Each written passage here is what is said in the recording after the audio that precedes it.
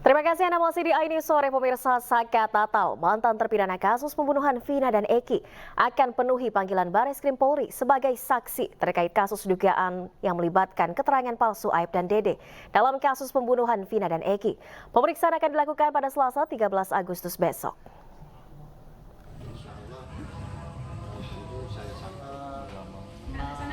Saka Tatal, mantan terpidana kasus pembunuhan Vina dan Eki di Cirebon, dijadwalkan menghadiri pemeriksaan di Bareskrim Polri esok.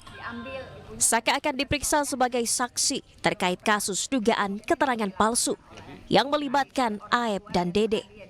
Kuasa hukum Saka Tatal, Titin Prialianti, akan membawa berita acara pemeriksaan atas nama Aib dan Dede yang relevan dengan pemeriksaan dan persidangan 8 tahun yang lalu.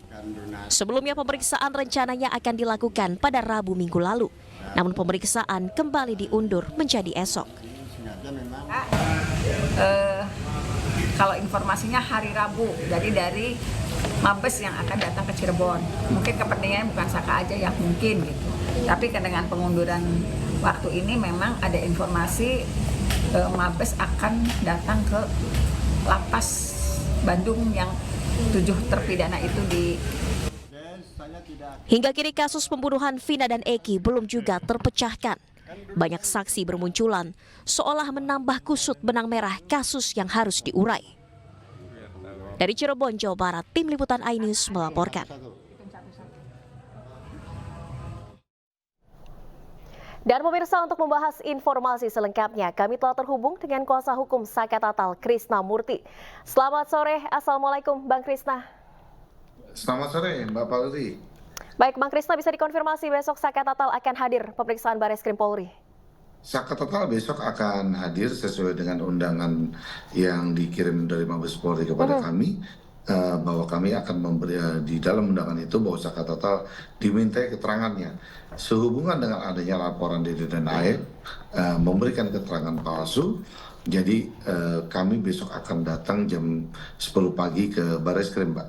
Dan kami juga minta kepada Saka Tatal untuk memberikan keterangan yang sebenarnya terjadi di 2016. Artinya bahwa akan kooperatif dalam memberikan keterangan besok. Apakah tim kuasa hukum diberitahu pokok materi pemeriksaan besok, Bang Krisna? Sampai sejauh ini sih tidak, cuma dalam keterangan undangan panggilan yang dikirimkan bahwa di situ diterangkan bahwa sehubungan dengan adanya keterangan palsu terhadap Aib dan Dede, karena kita tahu bahwa Aib dan Dede di 2016 inilah yang memberikan keterangan awal ketika peristiwa itu terjadi. Karena di dalam peristiwa pembunuhan ini kan bahwa semuanya pembuktian itu kan dari keterangan-keterangan saja, tidak ada saksi mata yang melihat bahwa terjadinya pemerkosaan dengan pembunuhan. Jadi tidak ada bukti-bukti yang terkait dalam pembunuhan dengan pemerkosaan ini. Jadi semuanya itu dari dasar pengakuan-pengakuan dan keterangan-keterangan aja gitu loh. Terkait keterangan palsu Aib dan Dede ini, apa yang akan disampaikan Saka pada pemeriksaan besok?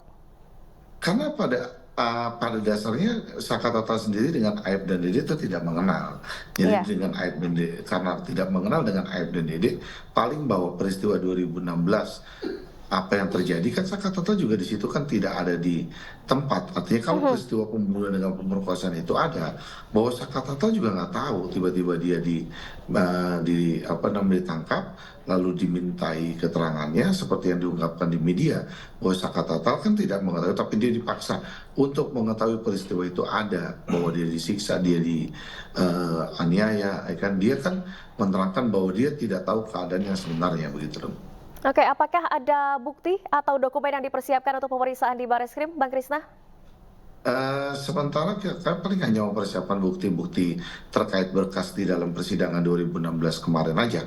Artinya di dalam berkas perkara yang kami ketahui bahwa yang terjadi seperti apa di 2016, lalu fakta-fakta pemeriksaannya seperti apa, lalu persidangannya seperti apa. Paling kami mempersiapkan berkas perkara di 2016 saja, Mbak.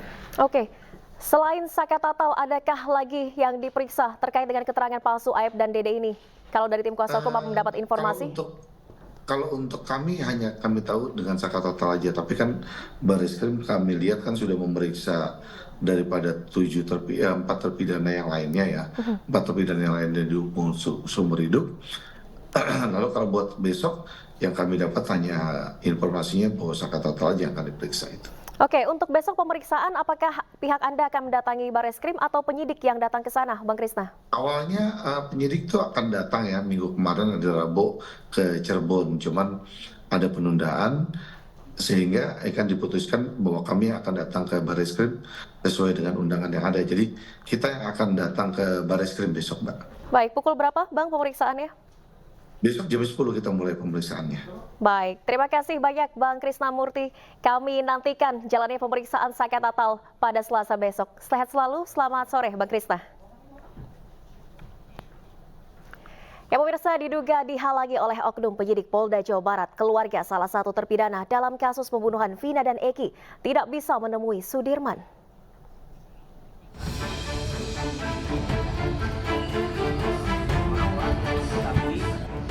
Kakak kandung Sudirman, salah satu terpidana kasus pembunuhan Vina dan Eki, mengungkapkan kesulitannya selama ini untuk bertemu Sudirman. Berbagai upaya sudah dilakukan termasuk komunikasi dengan pengacara yang ditunjuk oleh Polda Jabar. Keluarga menjelaskan ada oknum kepolisian yang memberi jawaban jika ingin bertemu dengan Sudirman harus seizin tim penyidik. Bahkan pihak keluarga juga sudah melayangkan surat ke Kemenkumham Kanwil Jawa Barat, namun belum ada tanggapan. Nah, itu langsung pencabutan kuasa juga tanpa pengetahuan saya dan keluarga. Oh gitu. Tiba-tiba udah cabut. Itu juga nggak bertemu sama saya sama keluarga, nggak ada. Udah ada aja. Tiba-tiba ditunjuk dari Polda. Gitu. Dari Polda. Nah, saya keluarga juga nggak pernah ngobrol dan bertemu. Sementara itu kuasa hukum Peggy Setiawan sekaligus praktisi hukum Tony RM menanggapi, jika untuk bertemu Sudirman pihak keluarga harus izin kepada penyidik, oknum penyidik Polda Jawa Barat tersebut telah melanggar hukum. Kalau memang yang dikatakan oleh keluarga dan oleh keluarga Sudirman itu benar, bahwa Sudirman itu masih dalam penguasaan oknum penyidik Polda Jawa Barat, maka tindakan oknum penyidik Polda Jawa Barat itu adalah tindakan yang melanggar hukum. Kenapa kami katakan melanggar hukum? Karena penyidik Polda Jawa Barat itu sama sekali tidak mempunyai hak dan tidak mempunyai kewenangan untuk menguasai seorang Sudirman yang statusnya itu sudah terpidana. Sudirman merupakan salah satu dari 7 terpidana kasus pembunuhan Vina dan Eki yang kini masih mendekam di tahanan. Ketujuh terpidana tersebut divonis seumur hidup. Dari Cirebon, Jawa Barat, Miftahudin, iNews melaporkan.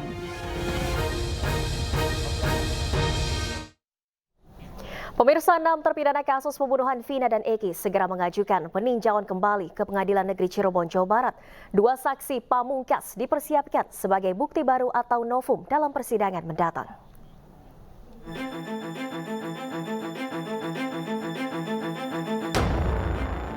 Enam terpidana kasus pembunuhan Vina dan Eki, yakni Eko Ramadhani, Eka Sandi, Supriyanto, Hadi, Jaya, dan Sudirman, melalui kuasa hukumnya akan mengajukan peninjauan kembali di Pengadilan Negeri Cirebon, Jawa Barat. Berbagai persiapan telah dilakukan untuk mendaftarkan ke pengadilan. Bahkan 2 saksi, yakni Ismail dan Adi, juga telah disiapkan. Lantaran keduanya mengetahui persis kejadian di malam peristiwa meninggalnya Vina dan Eki.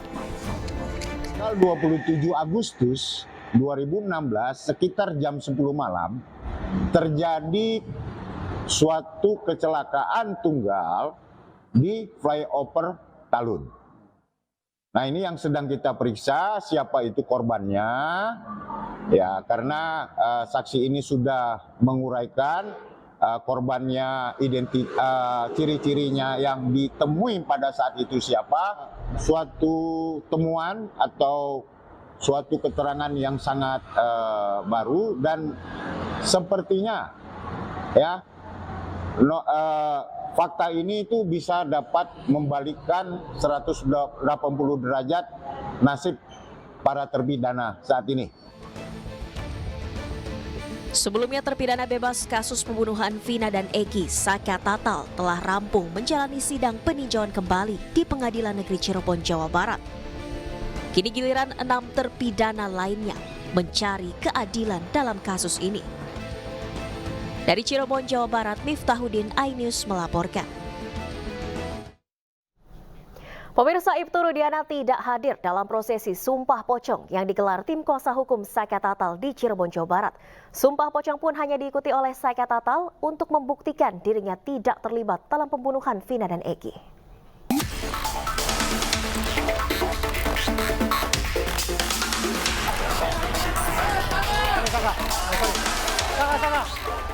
Ayah Eki, Ibtu Rudiana, tidak hadir dalam prosesi Sumpah Pocong yang dilakukan mantan terpidana kasus Vina, Saka Tatal.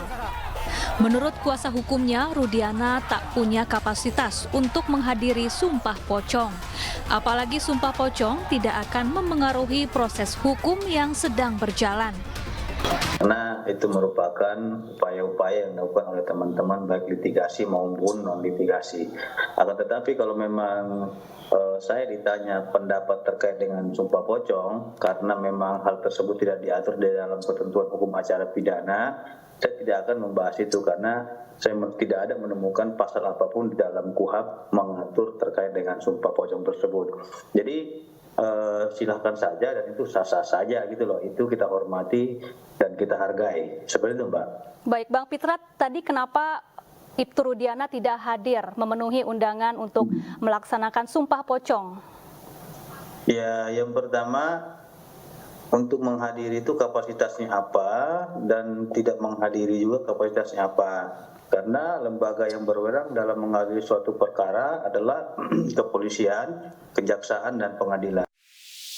Padahal sebelumnya Ibtu Rudiana sempat menyatakan kesiapannya untuk menjalani Sumpah Pocong. Bahkan ia bersedia untuk melakukan sumpah apapun demi membuktikan Eki adalah anak kandungnya. Saya sumpah pocong mau, sumpah apapun mau, artinya yang meninggal adalah anak saya. Anak yang saya didik dari kecil, yang saya rawat dari kecil. Demi agama yang Bapak percaya? Betul. Demi Allah gitu? Demi Allah. 7 turunan saya mati semua Bang, kalau saya bohong. Meski Ibtu Rudiana tak hadir, namun Sumpah Pocong tetap digelar.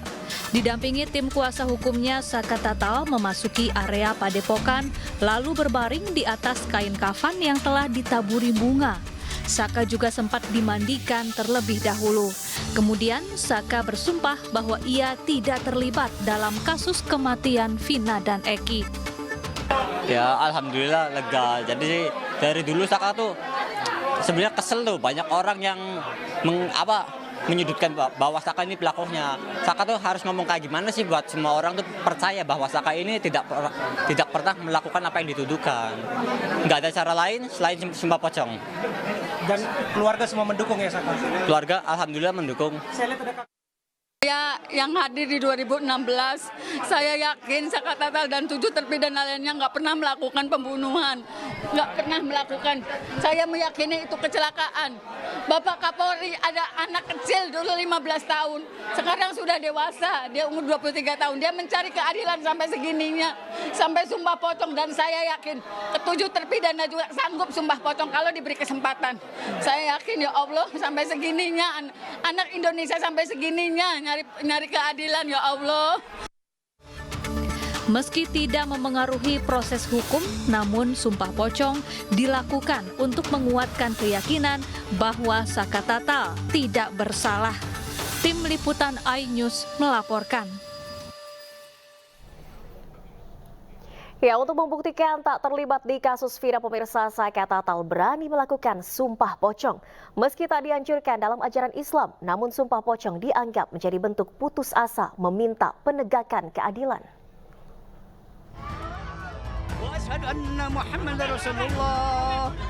Saka Tatal menjalani prosesi Sumpah Pocong di Padepokan Agung Amparan Jati, Desa Lurah, Kabupaten Cirebon, Jawa Barat. Prosesi sumpah ini dilakukan menjawab tantangan bahwa Saka Tatal sama sekali tidak berbohong dan tidak terlibat di kasus Vina meskipun telah menjalani hukuman sebagai terpidana. Melihat fenomena ini, Ustadz Zaki Mirza tidak menampik bahwa Sumpah Pocong menjadi budaya di Indonesia dan rata-rata dilakukan Muslim. Namun Sumpah Pocong lebih baik dihindari karena dalam agama Islam ada konsep sumpah muhabalah, sumpah dengan niat karena Allah. Dalam agama kita, secara konteks agama, bersumpah yang paling tinggi itu adalah mubahalah ya.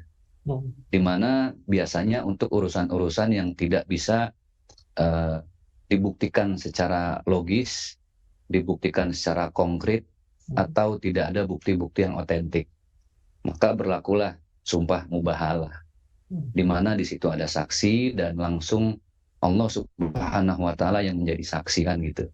Nah sebenarnya sumpah pocong ini dalam agama kita konsepnya sama dengan mubahalah. Tapi karena ada akulturasi budaya yang sampai sekarang pun tidak ada literasi yang akurat, yang pasti, yang fix, berasal dari zaman kerajaan apa, itu yang tidak bisa dipastikan. Sementara itu, menurut Wakil Sekjen Majelis Ulama Indonesia, Ihsan Abdullah, menyatakan tradisi sumpah pocong merupakan salah satu bentuk keputusasaan dalam memperoleh keadilan di Republik ini. Ini kan sebetulnya bentuk keputusasaan ya dari masyarakat bagaimana menembus dinding-dinding keadilan yang sedemikian rupa sehingga masyarakat mendekati frustasi. Nah ini saya kira penegakan carut-marut penegakan hukum di Indonesia yang tentu saja menjadi perhatian kita semua bagaimana hukum bisa ditegakkan. Nah bentuk lain dari cara memperoleh keadilan karena merasa tidak bersalah tetapi terus disangkakan.